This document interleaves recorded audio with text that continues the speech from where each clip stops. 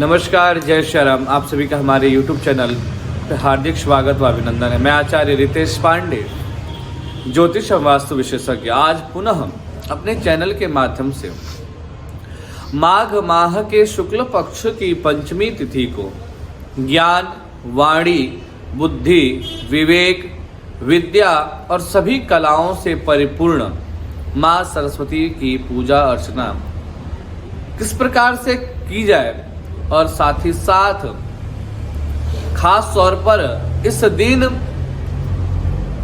शिक्षा और कला से जुड़े हुए लोगों के लिए बहुत महत्वपूर्ण बातें बताने जा रहा हूं, जिसको आप जानकर आप भी अपने बच्चों को शिक्षा के क्षेत्र में उच्च अंक व कुशाग्र बुद्धिमान बना सकते हैं। जैसा कि आप सभी को पता है कि ज्ञान की देवी माँ सरस्वती का जो पूजन उत्सव है वह माघ माह के शुक्ल पक्ष की पंचमी तिथि यानी कि बसंत पंचमी को बहुत ही धूमधाम और हर्षोल्लास के साथ मनाया जाता है।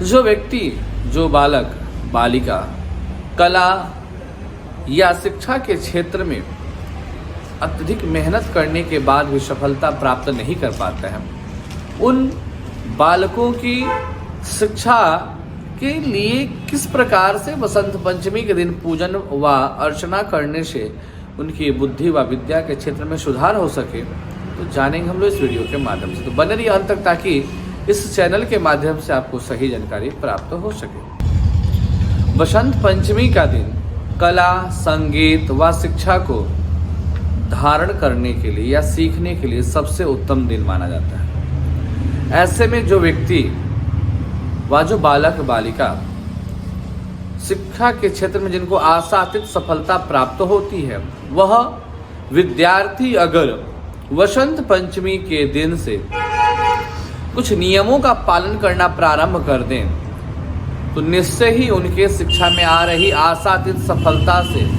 उत्तम सफलता प्राप्त हो सकता है। और जो बालक व बालिका अभी तक शिक्षा प्रारंभ नहीं की है, उनके लिए वसंत पंचमी का दिन सबसे उत्तम माना गया है। शास्त्रों में ऐसा माना जाता है कि जो बालक व बालिका विद्यार्थी वसंत पंचमी के दिन माँ सरस्वती की प्रतिमा के सामने कुछ अक्षर लिखने का प्रयास करते हैं, तो उससे उस बालक व बालिका यानी विद्यार्थी के जीवन में कभी शिक्षा के क्षेत्र में निराशा नहीं मिलता है। उनका जो है शिक्षा उत्तम होता है और वह उच्च शिक्षा की प्राप्ति कर पाते हैं। आज हम बात करेंगे बसंत पंचमी के दिन क्या कुछ ऐसा उपाय किया जाए जिसके करने से विद्यार्थी को शीघ्र ही विद्या के क्षेत्र में सफलता प्राप्त हो सके। तो सबसे पहले बात करेंगे उनके शिक्षा स्थान के बारे में। कई बार घर में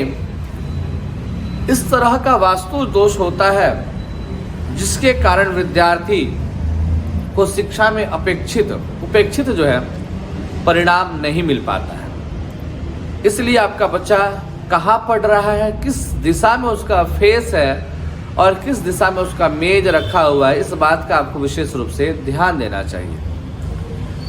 इस बात के लिए मेहनत के साथ साथ अध्ययन कक्ष का भी सही दिशा होना बहुत ही आवश्यक है।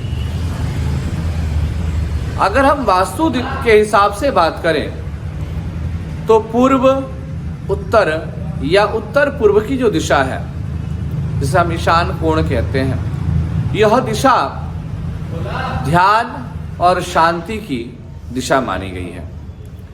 वह सकारात्मक ऊर्जा का प्रभाव भी इसी दिशा से प्राप्त होती है।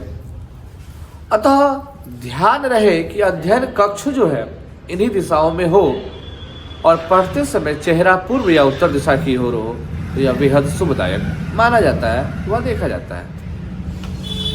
पढ़ाई की मेज रखने की बात करें तो इसको भी घर के मकान के उत्तर पूर्व के दिशा में ईशान कोण में रखा जाए तो उत्तम रहेगा। और बालक का विशेष रूप से ध्यान दें, बालक का जो चेहरा हो पढ़ाई करते समय वह या तो पूर्व की तरफ हो या उत्तर की तरफ हो।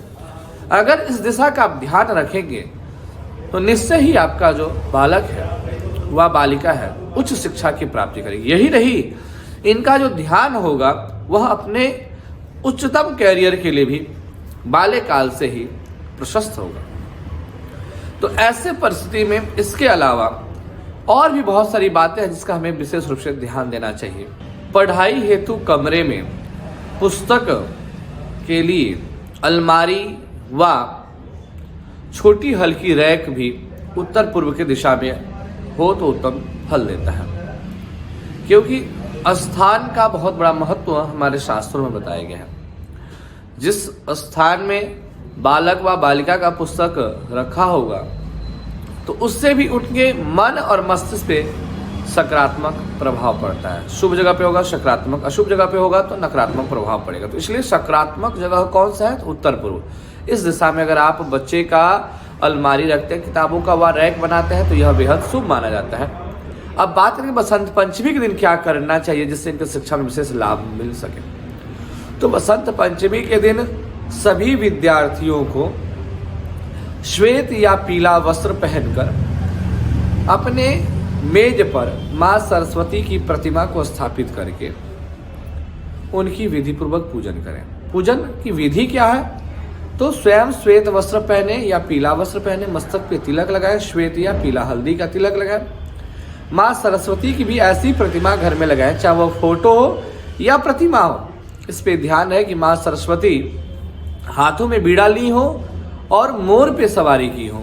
साथ ही साथ मां सरस्वती श्वेत वस्त्र में हो या पीत वस्त्र में हो, पीला वस्त्र में हो। और उनकी पूजा कैसी करनी है? तो सर्वप्रथम उनकी प्रतिमा को अच्छे से किसी कपड़े से या कॉटन से पोंछ देना है और उन्हें एक श्वेत या पीत पीला चुन्नी उनको ओढ़ा देना है और उसके पश्चात उन्हें हल्दी का तिलक करना है। और जब हल्दी का तिलक उनके मस्तक पे लगाएं तो बचा हुआ अवशेष फिंगर का तिलक अपने मस्तक पे लगा लें। ऐसा करने से माँ सरस्वती की पॉजिटिव एनर्जी आपको कहीं ना कहीं प्राप्त होती है।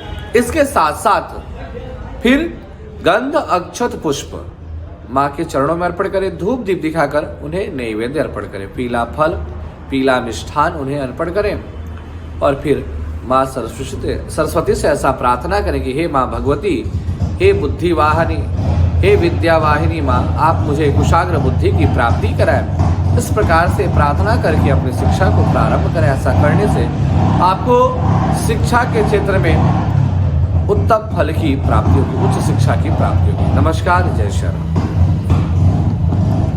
ज्योतिष, वास्तु व रत्न से संबंधित किसी भी प्रकार की जानकारी प्राप्त करना हो तो आप मुझे व्हाट्सएप, हमारे ईमेल नंबर या फिर आप इस वीडियो के माध्यम से कमेंट बॉक्स के द्वारा भी सवाल जवाब कर सकते हैं। जो आपका सवाल होगा उसको सटीक जवाब यहाँ से आपको प्राप्त हो जाएगा।